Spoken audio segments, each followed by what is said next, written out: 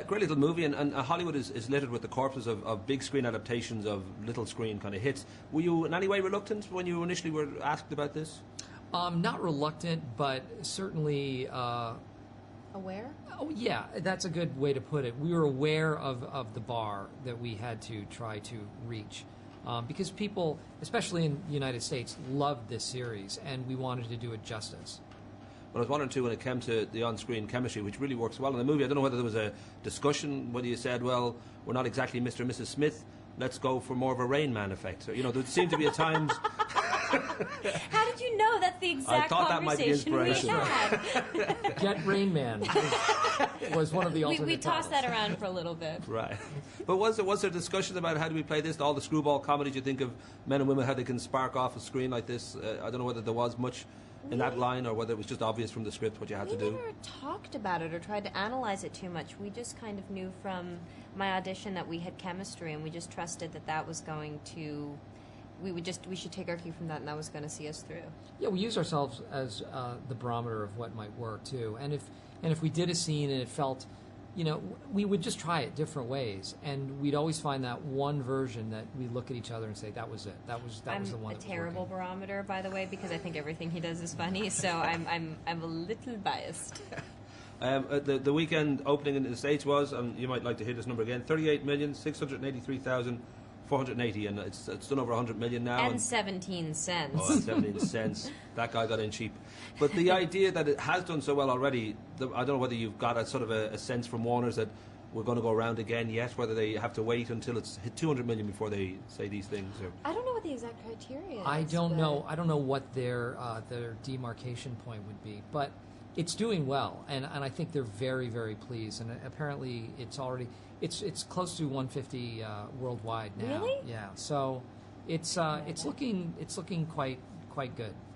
I like the fact that you make a good couple on screen, and to get over that real life age difference of about 20 years, there's a little backstory about plastic surgery, which kind of justifies the romance that might happen.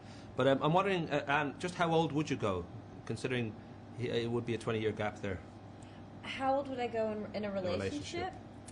Oh, you know what the thing is? As soon as I say, well, I'll go up to this age, I'll fall in love with like an 18-year-old. So I never like to be too specific about it. And I think more than the age discrepancy between us, the discrepancy in terms of physical attractiveness, if people can get over that, the age, I think, is really no issue at all. In addition to being named by Life magazine as the funniest man in Hollywood, was named by People as a sexy man to watch. And I was very intimidated by that, so I'm appreciative. I am a sexy beast, and that goes without saying.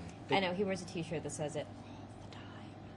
That notion that both of you, in about 5 years now, you've both sort of come a long way from with yourself with the Princess Diaries and going through Brokeback Mountain and Prada and all that, and with yourself with Bruce Almighty originally, and then you got The Office and Little Miss Sunshine and 40-Year-Old Virgin.